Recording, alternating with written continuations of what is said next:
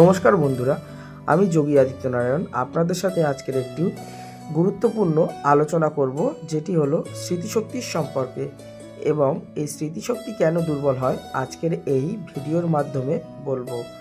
বা স্মৃতিশক্তির উপরে যদি মানুষ তন্ত্রক্রিয়া করে তাহলে বুঝবেন কিভাবে। এই স্মৃতিশক্তি দুর্বল কেন হয় ও কী কারণে এই স্মৃতিশক্তি দুর্বল হয়, এই বিষয়গুলো কি আপনি জানেন?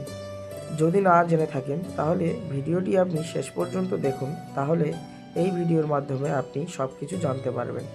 হ্যাঁ, আপনার বাড়ির বাচ্চা বা যেসব বাচ্চা পড়াশুনো করে তাদের বা আপনার এই স্মৃতিশক্তি কেন দুর্বল হয়ে যায়। প্রথমত কথা, যদি কোনো বড় ঠাকুরের বা শনিদেবের যদি কারোর উপরে দশা চলে বা প্রভাব পড়ে, কুদৃষ্টি পড়ে, তাহলে কিন্তু সেই মানুষ সব সময় ভুলে যেতে থাকে। একটা জিনিস হয়তো আপনি আপনার হাতের কাছে রেখেছেন, সেই জিনিস আপনি খুঁজে পাবেন না, ভুলে যাবেন।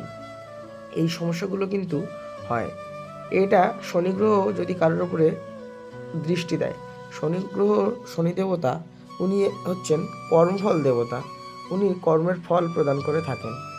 তো এই শনি গ্রহের প্রভাব যদি কারোর উপর পড়ে, এই সমস্যাগুলো হতে থাকবে।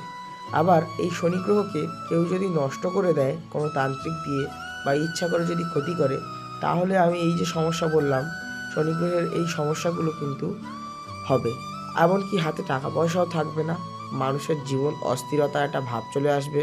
যত আপনি ইনকাম করেন না কেন, থাকবেই না টাকা আপনার হাতে। তো শনি গ্রহ খারাপ হলে মানুষের এই সমস্যাগুলো হয়। এই যে যজ্ঞটি আপনি দর্শন করছেন, এটি হলো গ্রহ শান্তি করা যজ্ঞ আর বান কাটানো যজ্ঞ। আর স্মৃতিশক্তি উপরে বান মেরেছিল, সেই বান কাটানোর যজ্ঞ, এবং শনি গ্রহের উপরে ক্ষতি করা ছিল, সেই গ্রহের কাটানোর যজ্ঞ।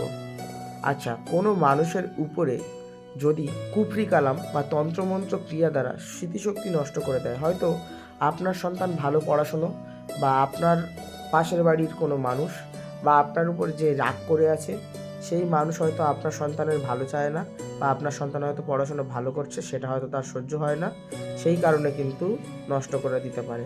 আচ্ছা, ব্রেনের উপরে প্রেত চালান দিয়ে কিন্তু ক্ষতি করতে পারে, যাতে ব্রেন নষ্ট হয়ে পাগল হয়ে যাওয়ার জন্য এই সমস্যাগুলো হয়। এই কারণে মানুষ সব ভুলে যায় তাড়াতাড়ি।